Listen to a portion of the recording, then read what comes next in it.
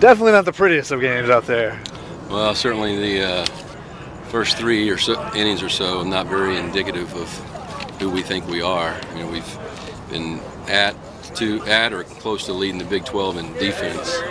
Paul Hendricks has had a great year for us at second base and had a rough night. Made 2 big, miscues on the bases, but for once, we covered it up. We always cover it up with great pitching, but for once we swung the bat and got 2 big 2-out hits, so we'll take it.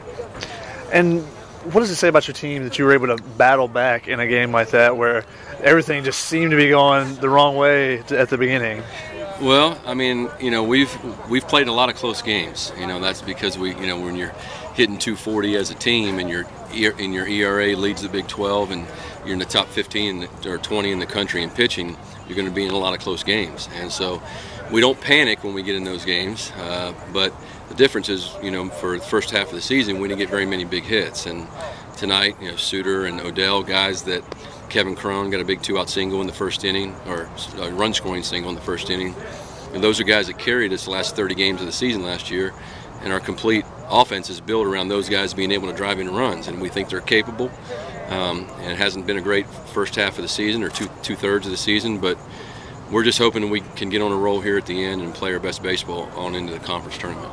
And how big was it for you when Preston gets a pair of double play, inning and double plays with guys on third? Well, he's a guy that, he's always a pitch away from a double play because he can throw so many ground balls. Didn't have his best stuff tonight for sure. You got to give USC credit. They had a good plan against him. We didn't play defense behind him early, but it says a lot about Keaton Jones and Hendricks. Hendricks turned 2 big double plays after he had already made 2 errors. And with you guys, you had a month left in the season. You're battling to get into the Big 12 tournament, possibly build up that resume as you go. How important is it for you to get those guys, possibly get them rolling, get the offense rolling towards the end of the season? Well, it's essential. I mean,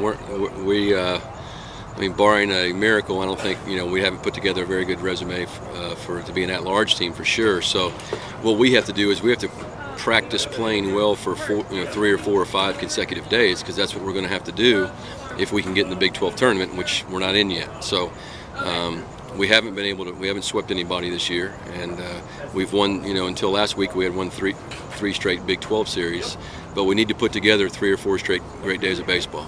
We played really well last Sunday against Kansas State, who's a really good team at the top half of our league. We played great Tuesday night, and we played well enough to win the night. So tomorrow will be a big test. Finnegan is as good a left-handed pitcher as there is in the country, and he's 0-6 because we haven't supported him. So hopefully we can get him get off to a good start and give him some breathing room. And this is it just kind of throws things off a little bit coming all the way over here to California.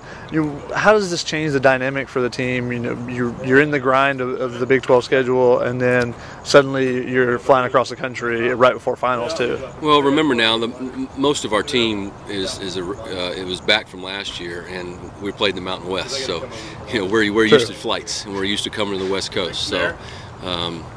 That's just part of it. It's not that big a deal, and it's nice to get in great weather, and it's nice to, play a great opponent, a traditional college baseball power, and our kids are fired up about the trip.